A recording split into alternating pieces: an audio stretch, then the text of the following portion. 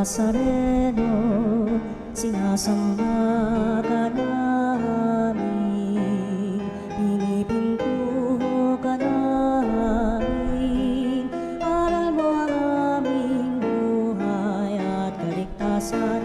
Nuestro Padre Jesus Nazareno, iligtas mo kami sa kamatayan, ang krus mong pinamatayan ay sagisag ng aming kaligtasan. Nuestro Padre Jesus Nazareno, dinarangal ka namin. Nuestro Padre Jesus Nazareno, inulwalhati ka namin.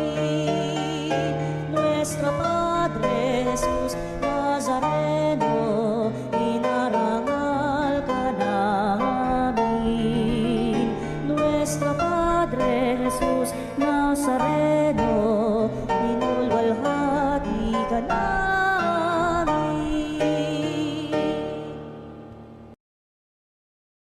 Purihin ang Panginoon, umawit ng kagalakan, at tugtugin ang gitara at ang kaaya-ayang lira. Ibanin niyo ang trumpeta. Halina't simulan natin na dakilan nating pagsamba at pagpupuri sa Diyos upang nating ipahayag ang kanyang pagpapalang handog para sa atin at upang magkaisa tayo sa ganitong mga gawain sa pagdiriwang ng banal na misa sa ngalan ng Ama at ng Anak at ng Espiritu Santo. Amen. Ang pagpapala ng ating Panginoong Jesucristo, ang dakilang pag-ibig ng Diyos Ama, ang pakikipagkaisa ng Espiritu Santo naway sumainyong lahat. At sumayo rin. Pinapahalaga natin ating buhay pananampalataya, tigib ng pag-asa sa mga nating kinabukasan sa pagdiriwang ngayon ng kapistahan ni San Timoteo at San Tito, mga obispo, tunay na higing huwaran sa buhay pananampalataya ng mga tagapangasiwa. Kaya upang tayo'y maging marapat na gumanap sa banal pagdiriwang na ito'y aminin natin ang ating mga pagkukulang, humingi tayo sa Diyos ng kanyang awa at patawad. Inaamin ko Sa makapangyarihang Diyos at sa inyong mga kapatid, na naluba akong nagkasala sa isip, sa salita at sa gawa, at sa aking pagkukulang.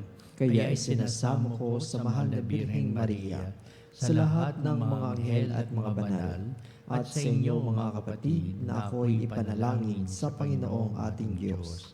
Kaawaan tayo ng makapangyarihang Diyos, patawarin tayo sa ating mga kasalanan at patnubayan tayo sa buhay na walang hanggan. Amen. Panginoon, kaawaan mo kami. Panginoon, kawaan mo kami. Kristo, kaawaan mo kami. Kristo, kawaan mo kami. Panginoon, kaawaan mo kami. Panginoon, kawaan mo kami. Manalangin tayo. Ama naming makapangyarihan, iginawad mo ang mga katangian ng apostol, kina San Timoteo at San Tito. Pagbigyan mo ang kanilang dalangin kaming makapamuhay ng maayos at matapat sa iyong kalooban para kami marapatin mong makasapit sa iyong piling sa kalangitan sa pamamagitan ni Jesucristo kasama ng Espiritu Santo magpa sa walang hanggan. Amen.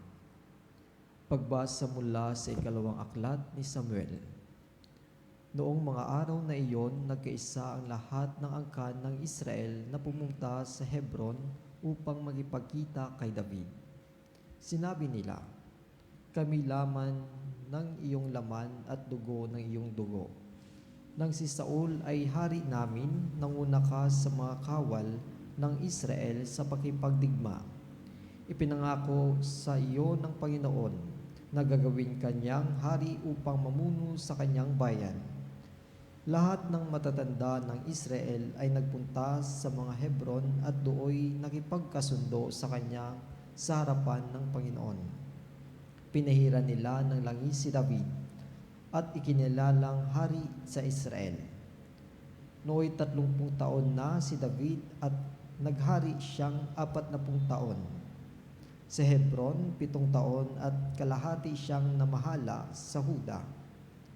Sa Jerusalem naman ay 33 taon siyang naghari sa buong Israel at Huda. Nang siya'y maging hari, pinangunahan niya ang kanyang mga kawal upang lusubin ang mga Hebuseyo na nasa Jerusalem. Sinabi nila kay David, "Hindi ka makapapasok dito kahit mga bulag at lumpo lamang ang magtanggol dito." Ngunit nakuha ni David ang kuta ng Sion na tinawag na lungsod ni David hanggang ngayon. Habang lumalaon ay lalong nagiging makapangyarihan si David, pagkat sumasa kanya ang Panginoon, ang Diyos na makapangyarihan. Ang salita ng Diyos. Salamat sa Diyos. Pag-ibig ko't pagtatapat ay ibibigay kong ganap. Pag-ibig ko't pagtatapat ay ibibigay kong ganap.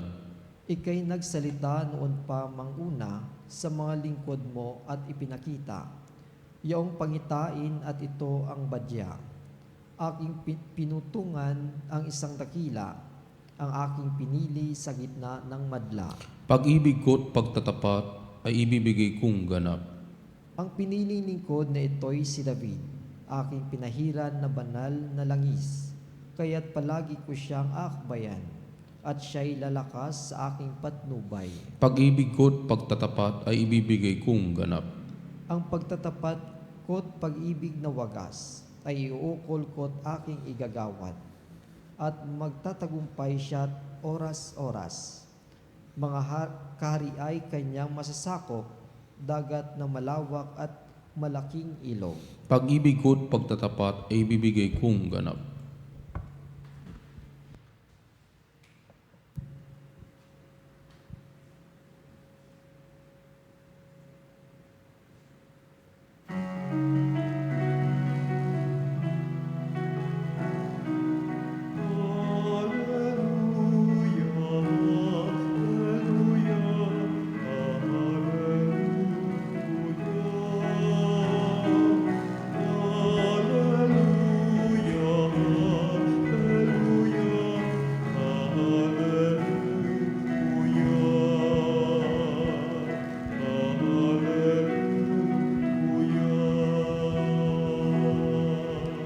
Sumainyo ang Panginoon. At sumairin. Ang pagpapahayag sa Ebanghelyo ayon kay San Marcos. Papuri sa iyo, Panginoon.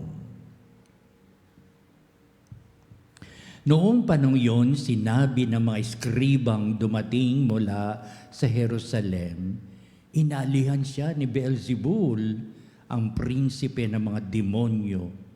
Ito ang nagbigay sa kanya ng kapangyarihang magpalayas ng mga demonyo. Kaya't pinalapit ni Jesus ang mga tao at sinabi sa kanila ang ilang talinghaga. Paano mangyayaring palayasin ni Satanas si Satanas kapag naglaban-labang na nasakupan ng isang kaharian, hindi mananatili ang kahariang iyon. At kapag naglaban-laban ang magkakasambahay, hindi mananatili ang sambayang iyon. Gayun din naman kapag naghimagsik si Satanas laban sa kanyang sarili at naglaban-laban ang kanyang nasakupan, hindi magtatagal at darating ang kanyang wakas. Walang makapapasok sa bahay ng isang taong malakas at nakaagaw ng kanyang ari-arian, malibang gapusin muna niya ang taong iyon. Saka pa lamang niya malolooban ang bahay na iyon. Tandaan ninyo ito, maaaring ipatawad sa mga tao ang lahat ng kasalanan at panlalait nila sa Diyos. Ngunit ang sino mang lumait sa Espiritu Santo ay hindi mapatatawad. Ang kanyang kasalanan ay hindi mapapawi kailanman. Sinabi ito ni Jesus sapagkat ang sabi ng ilan, inaalihan siya ng masamang espiritu. Ang mabuting balita ng ating kaligtasan. Pinupuri ka namin, Panginoong Heso Kristo.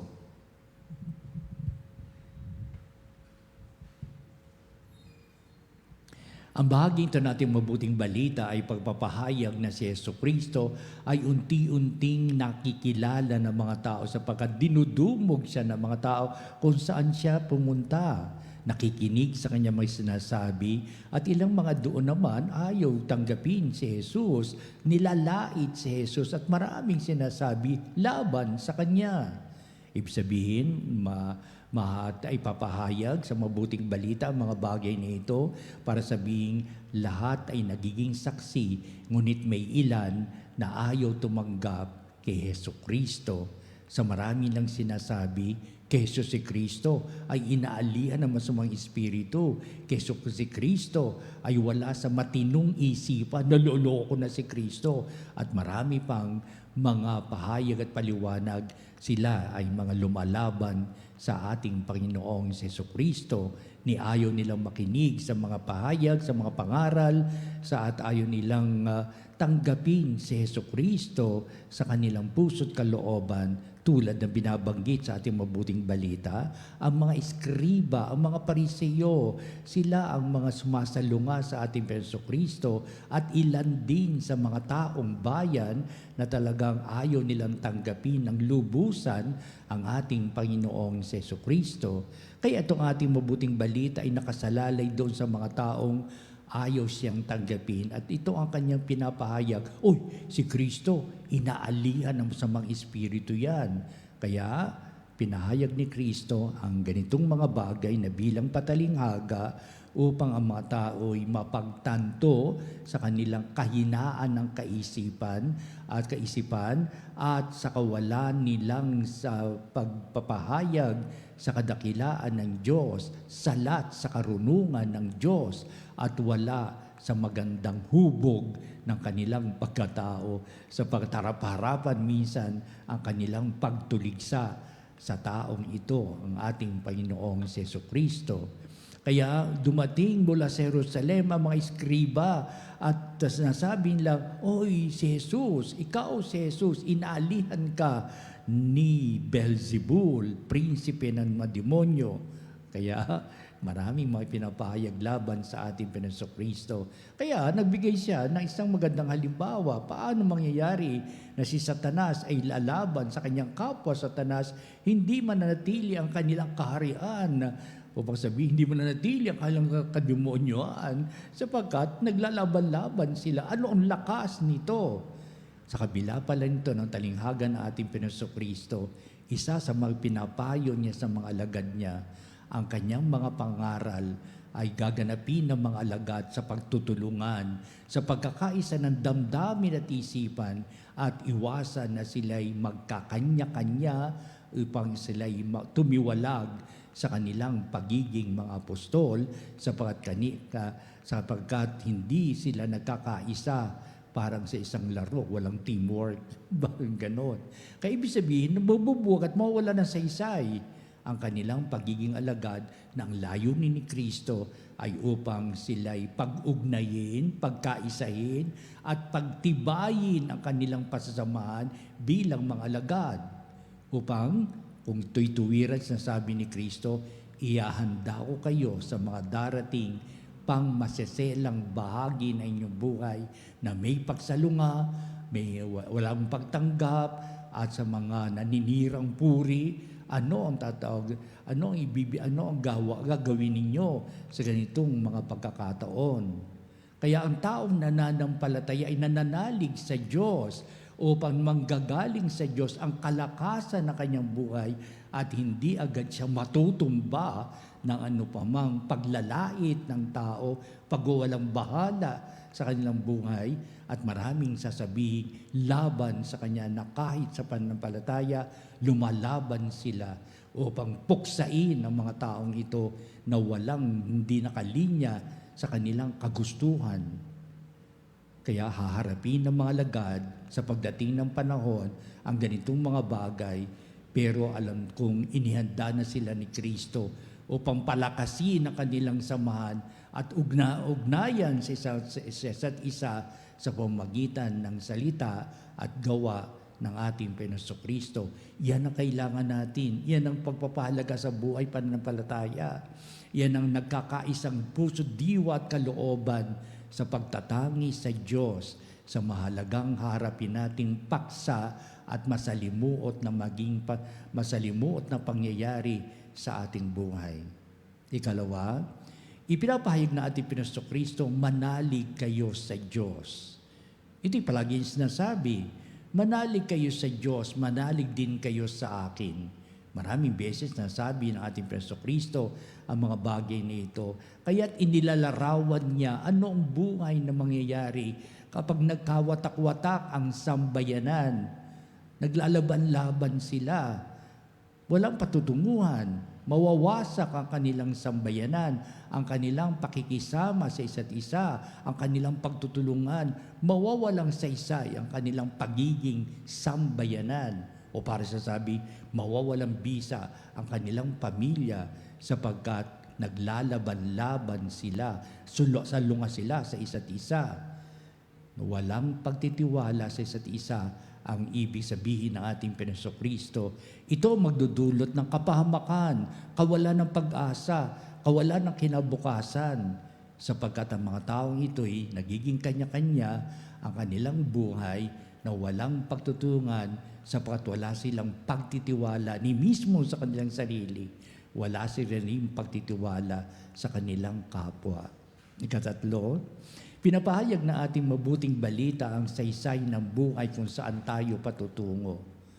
Ngayon pa man, meron ng itong paghalukay sa dapat na pundasyon ng buhay pananampalataya at nakikita na may magandang patutunguhan ang mga taong ito o ang taong ito na nakatindig sa isang napakagandang fundasyon ang kanyang mga paa, ang kanyang nilalayon sa buhay niya ito. Alalong bagay, may magandang kinabukasan na makakamit ang taong itong nakatayo sa isang matatag na fundasyon. Yan ang ibig sabihin ng ating Panginoon Kristo sa simbahang kanyang itinatag.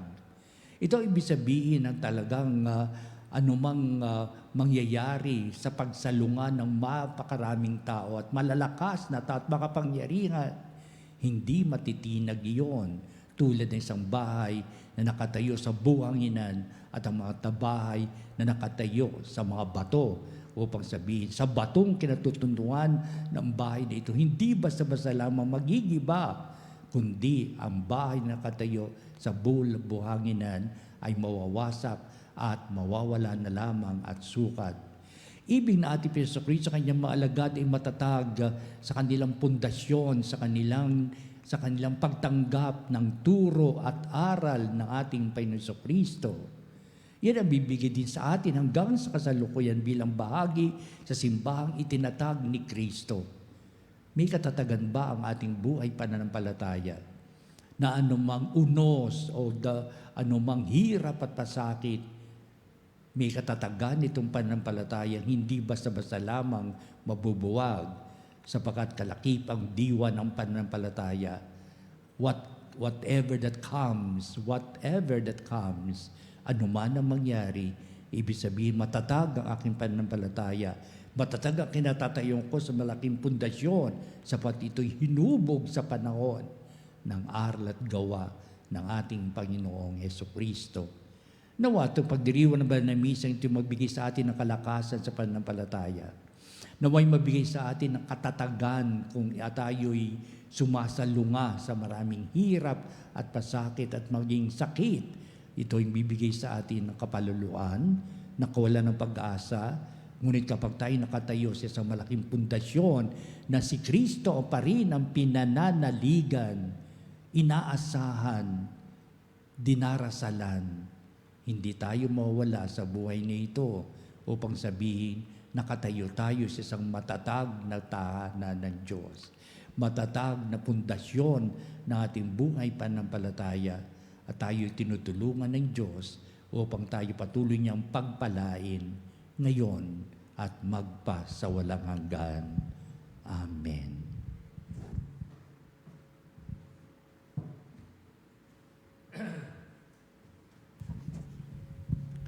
Halina makapanalig at dudulog tayo sa Diyos ng may kapakumbabaang, may katatagan sa pananampalataya at ipapahayag natin walang hanggang pagpapala ng Diyos. Ngayon tayo'y dumaraing sa lahat ng ating mga pangailangan sa buhay.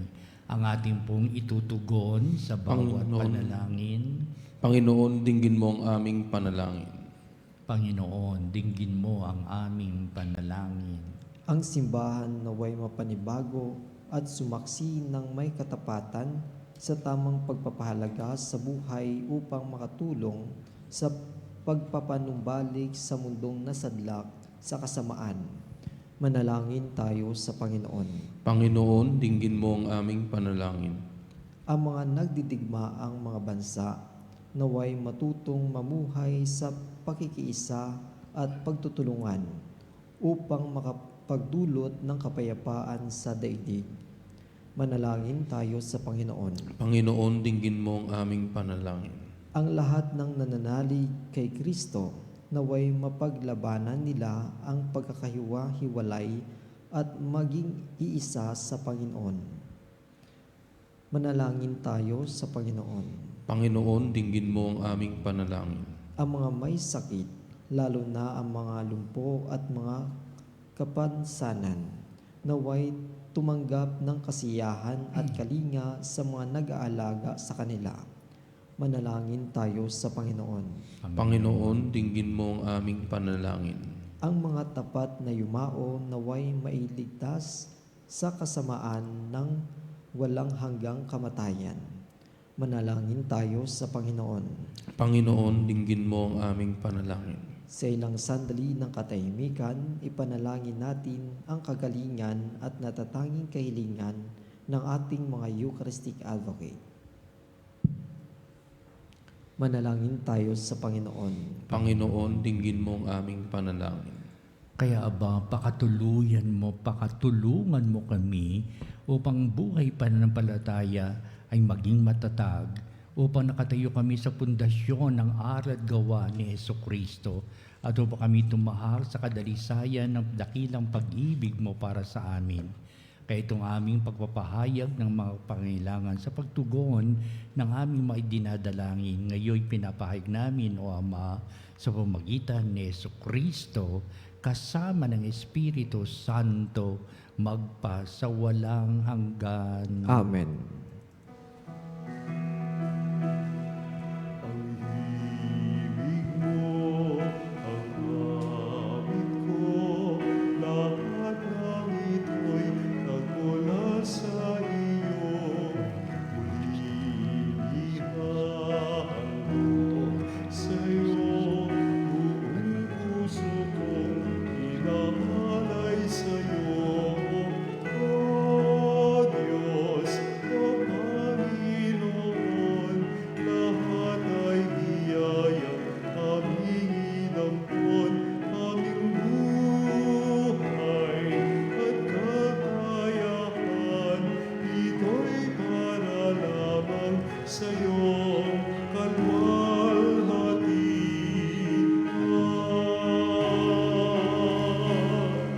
Ito'y para lamang sa iyong kalwalhatian.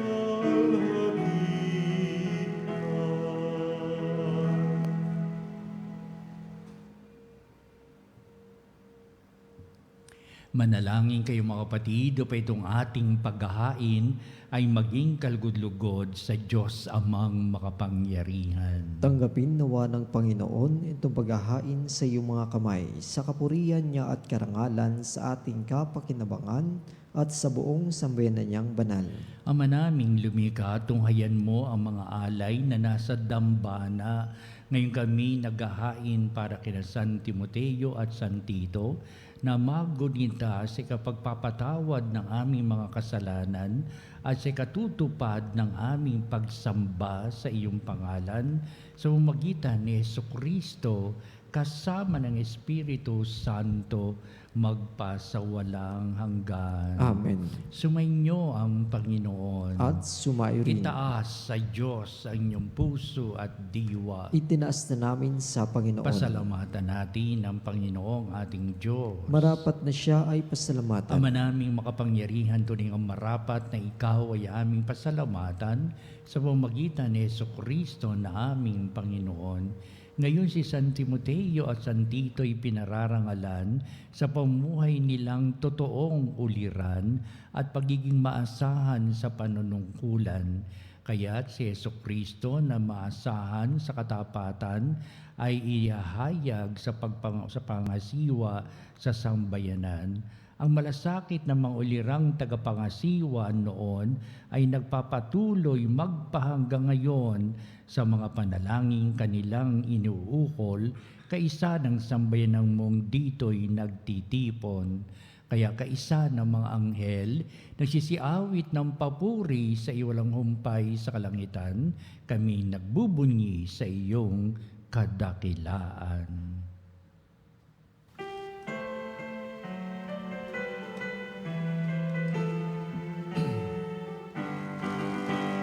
Santo, Santo, Santo, Diyos makapangyarihan, puspos ng walhati ang langit at lupa. Hosana, Hosana, sa kaitaasan, pinagpala.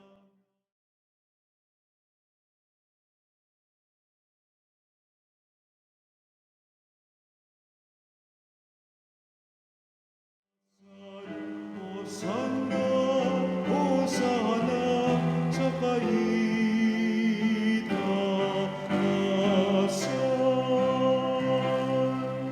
Ama naming banal, ikaw ang bukal ng tanang kabanalan, kaya't sa pamagitan ng Espiritu mong banal ang mga kaloob na ito upang para sa amin ay maging katawan at dugo ng aming Panginoong Hesukristo. Bago niya pagtiis ang kusang loob na maging handog, hinawakan niyang tinapay, pinasalamatan kanya, pinagati-hati niya yon, iniabot sa kanyang mga lagad at sinabi, "Tagapin niyong lahat ito at kanin, ito ang aking katawan na iyahandog para sa inyo."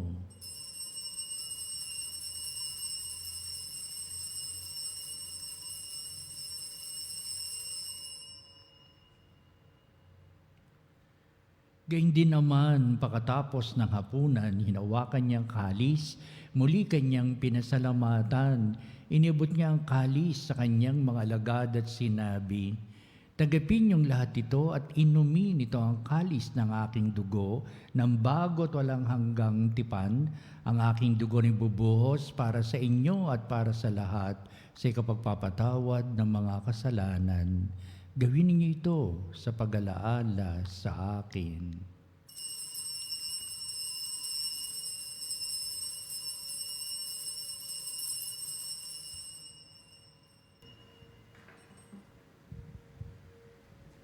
Ipagbunyi natin ang misteryo ng pananampalataya. Si Kristo'y namatay, si Kristo'y nabuhay, si Kristo'y babalik sa wakas ng panahon. Ama, ginagawa namin ngayon ang pag-alaala sa pagkamatay at muling pagkabuhay ni iyong anak. Kaya tinialay namin sa iyo ang tinapay na bibigay buhay at ang kalis na nakakaloob ng kaligtasan. Kami nagpapasalamat dahil kami minarapat na tumayo sa harap mo para maglingkod sa iyo. Sinasamo namin kami magsalo-salo sa katawan na dugo ni Kristo ay mabuklod sa pagkakaisa sa pamamagitan ng Espiritu Santo. Amalingapin mo yung simbahang laganap sa buong daigdig. Puspusin mo kami sa pag-ibig, kaisa ni Leon na aming Santo Papa, si Elias na aming obispo at ng Tanang Kaparian. Alalahanin mo rin ang aming mga kapatid na nahimlay na may pag-asang sila'y muling mabubuhay, gayon din ang lahat ng mga pumanaw. kaawaan mo sila at patuloyin sa iyong kaliwanagan. Kaawan mo at pagindapatin kaming lahat na makasalo sa iyong buhay na walang wakas, kaisa ng mahal na Birheng Maria na ina ng Diyos, si San Jose na kanyang dakilang kabiyak ng puso, at ang lahat ng mga apostol at mga banal, si San Timoteo at San Tito na namuhay sa daigdig ng kalugod-lugod sa iyo, maipagdiwang nawa namin ang pagpupuri sa ikararangal mo sa pamamagitan ng iyong anak na aming Panginoong Hesukristo. Sa pamamagitan ni Kristo, kasama niya at sa Kanya, o Diyos amang makapangyarihan, ikaw ay pinupuri at ipinagdarangal kaisa ng Espiritu Santo magpasawalang hanggan.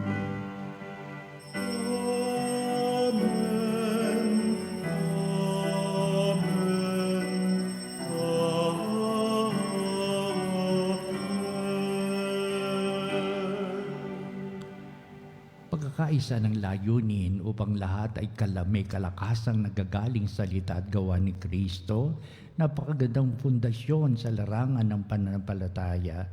Ating ngayong awitin ang Ama namin. Ama namin, sumasalangit ka, sambahin ang ngalan mo. Mapasa amin ang kaharian mo, sundin ang loob mo dito sa lupa para lang sa langit. Bigyan mo kami ngayon ng aming kakanin sa araw-araw. At patawarin mo kami sa aming mga kasalanan, para lang pagpapatawad namin sa nagkakasala sa amin. At wag mo kami ipahintulot sa tukso, at iadya mo kami sa lahat ng masama. Inihiling namin kami idyas sa lahat ng masama, pagkalooban ng kapayapaan araw-araw, iligtas sa kasalanan at lahat ng kapahamakan sa buhay, samantalang aming pinananalbikan ang dakilang araw ng pagpapahayag ng tagapagligtas naming si Hesukristo. Sapagkat iyo ang kaharian, kapangyarihan at ang kapurihan magpakailanman. Amen. Hesukristo, sinabi mo sa mga apostol, kapayapaan ang iniiwan ko sa inyo, aking kapayapaan ang ibinibigay ko sa inyo. Tunghayan mo ang aming pananampalataya at huwag ang aming mga pagkakasala.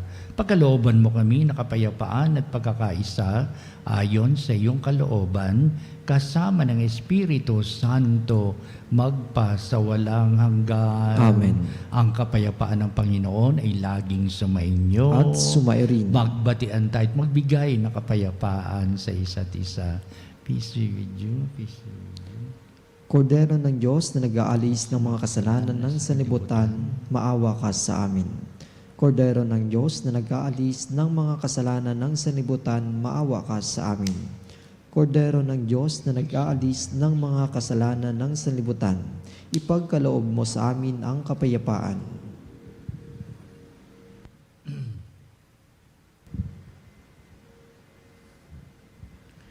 Tunghayan natin ang ating Panginoong si Hesukristo, ang dakilang pag-ibig ng Ama. Siya na nag-aalis ng mga kasalanan ng sanglibutan, Mapalad ang mga tinatawag sa piging ng kordero. Panginoon, hindi ako karapat-dapat na magpatuloy sa iyo, ngunit sa isang salita mo lamang ay gagaling na ako.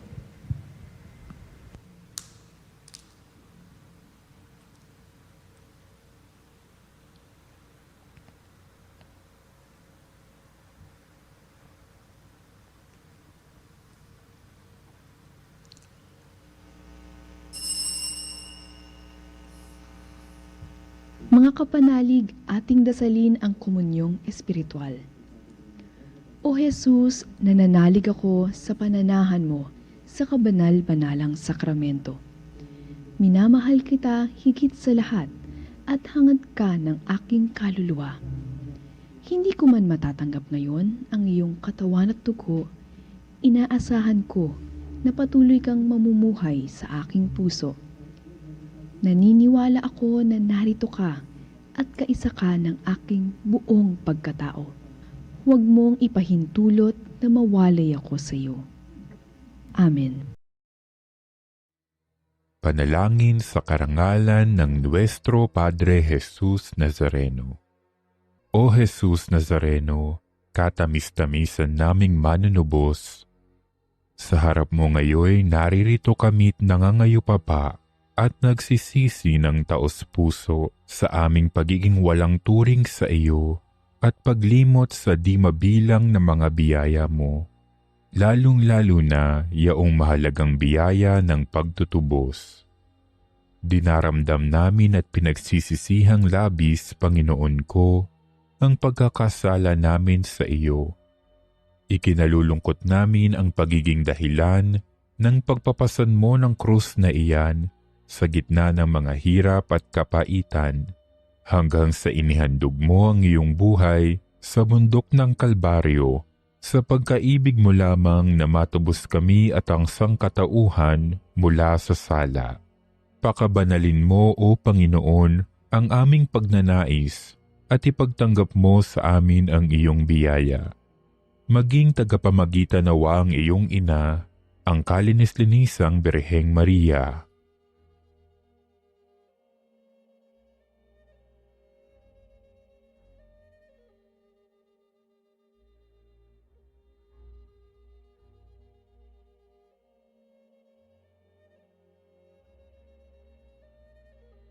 Ama naming makapangyarihan, niloob mong akuin ang iyong anak, ang krus at kamatayan, upang ang sangkatauhan ay matubos at mabuhay.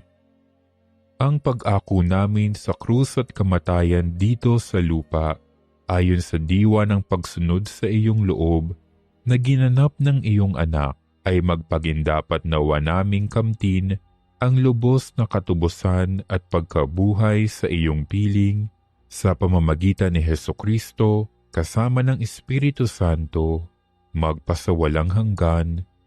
Amen. Nuestro Padre Jesus Nazareno, Panginoon namin at Diyos, kaawaan mo kami.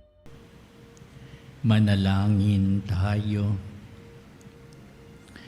Ama naming mapagmahal, kaming nagsisipakinabang ay dumadalangin ang pananaligan ng uliran naming sina San Timoteo at San Tito ay maipahayag namin at ang itinuro nila ay magawa naming ganapin sa pamamagitan ni Jesucristo kasama ng Espiritu Santo magpasawalang hanggan. Amen. Sumainyo ang Panginoon At sumayo rin. at pagpalain kayo ng makapangyarihang Diyos Ama at Anak at Espiritu Santo. Amen. Lumayo kayo ng may katatagan sa pananampalataya. Salamat sa Diyos. Isusunod po natin ang pagtatanghal sa kabanalang sakramento sa altar at sa ating pong pagtatanod, kalakip ang ating mga panalangin sa wakas at sa bandang huli. Ito ang muli ang magbibindisyon sa atin bilang pagtatapos nitong ating banal na gawain.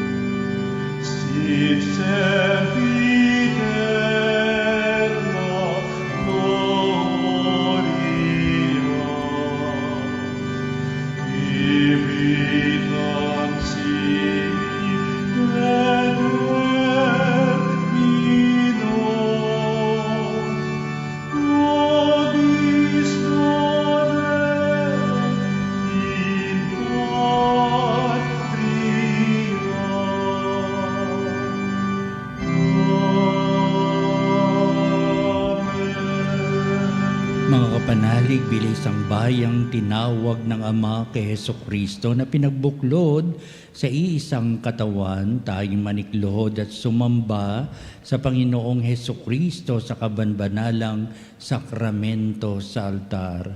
Sa sandaling ito ng pagpupuri at pagsamba sa banal na sakramento, alalahanin natin ang ating mga kapanalig na kasama natin ngayong nakikinig at nakasubaybay sa ating himpilan.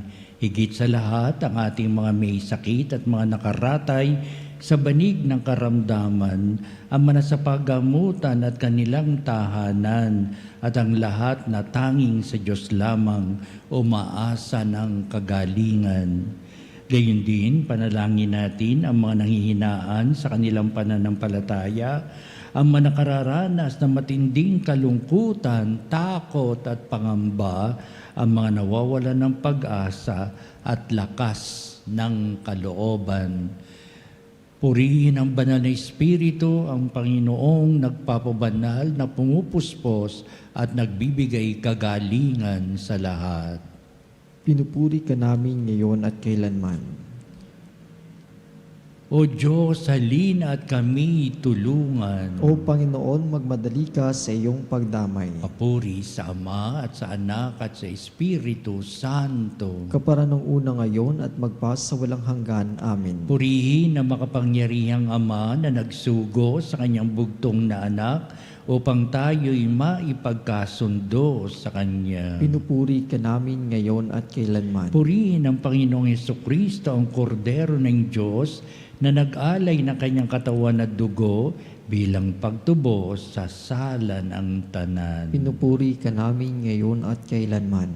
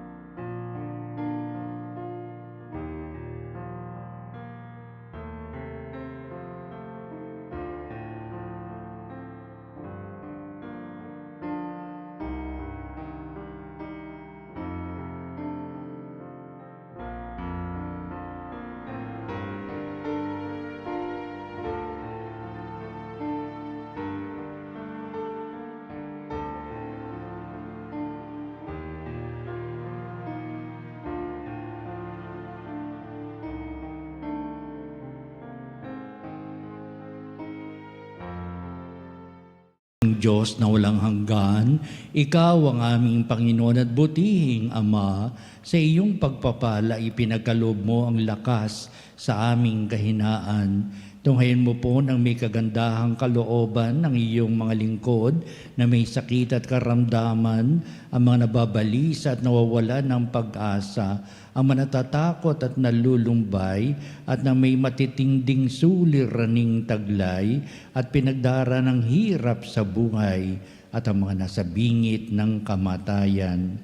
Pagalingin at aliwin mo po sila sa kanilang mga karamdaman at ibalik sa kalusugan at kapanatagan ng kalooban upang mabatid nila ang iyong kabutihan at sila'y magpasalamat sa iyong banal na pangalan. Hiniling namin ito sa pamamagitan ni Kristong ating Panginoon. Amen. Panginoon, nagsusumamo kaming dalawi ng tahanang ito at alisin mula rito ang lahat na mapanirang kapangyarihan ng kaaway. Mananawa rito ang inyong mga anghel at banal upang panatilihin kami sa kapayapaan at sumaamin nawang lagi ang iyong pagpapala. Hiniling namin ito sa pamamagitan ni Kristong ating Panginoon. Amen. Gawaran nawa tayo ng makapangyarihang Diyos ng kapanatagan ng kalooban at mapayapang buhay. Amen.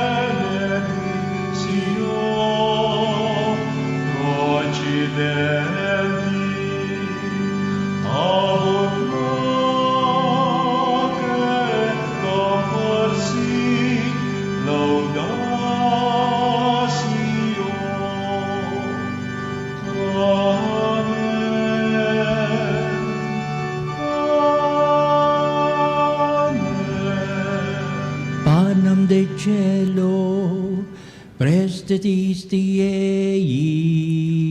Omni clementum in sea bentem. Oremus.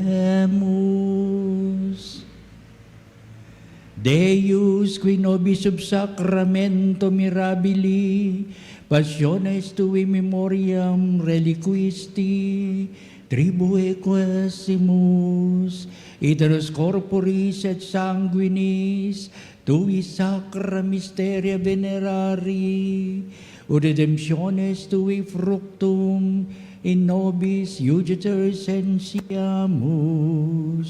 qui vives et reinas in saecula saeculorum. Amen.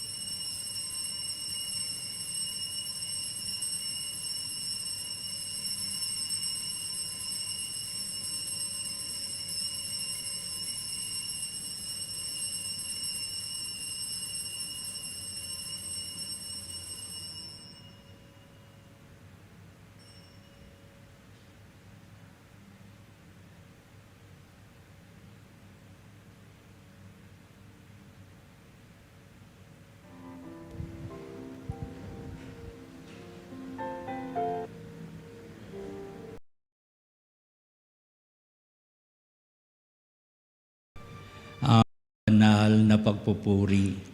Purihin ang Diyos. Purihin ang Diyos. Purihin ang kanyang banal na pangalan. Purihin ang kanyang banal na pangalan. Purihin si Jesucristo, Diyos na totoo at tao namang totoo. Purihin sa Jesucristo, Diyos na totoo at tao namang Purihin totoo. ang ngalan ni Jesus. Purihin ang ngalan ni Jesus. Purihin ang kanyang kabanal-banalang puso. Purihin ang kanyang kabanal-banalang puso. Purihin ang kanyang kamal-mahalang dugo. Purihin ang kanyang kamal-mahalang dugo. Purihin si Jesucristo sa banal na sakramento sa altar. Purihin sa Jesucristo sa banal na sakramento sa altar. Purihin ang Espiritu Santo ang mga aliw. Purihin ng Espiritu Santo ang mga aaliw. Purihin ang dakilang ina ng Diyos, si Maria Santissima. Purihin ang dakilang ina ng Diyos, si Maria Santissima. Purihin ang kalistinisang paglilihi sa Kanya. Purihin ang kalininisang paglilihi sa Kanya. Purihin ang Kanyang malulhating pag-aakyat sa langit. Purihin ang kanyang malulhating pag-aakyat sa langit. Purihin ang ngalan ni Maria, Birhen at Ina. Purihin ang ngalan ni Maria, Berhen at Ina. Purihin si San Jose, ang kanyang kalistinisang esposo. Purihin si San Jose, ang kanyang kalininisang esposo. Purihin ang Diyos sa kanyang mga anghel at mga santo. Purihin ang Diyos sa kanyang mga anghel at mga santo.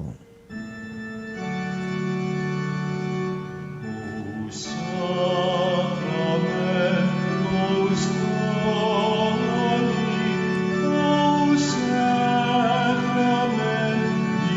divine, all praise and all thanksgiving be every moment thine, be every moment thine.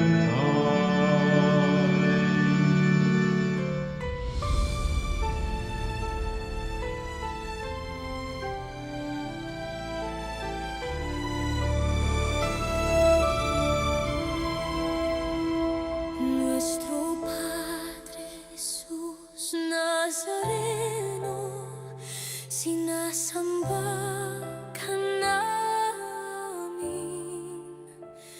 pinipintuho ka namin, aral mo ang aming buhay at kaligtasan. Nuestro Padre Jesus Nazareno, iligtas mo kami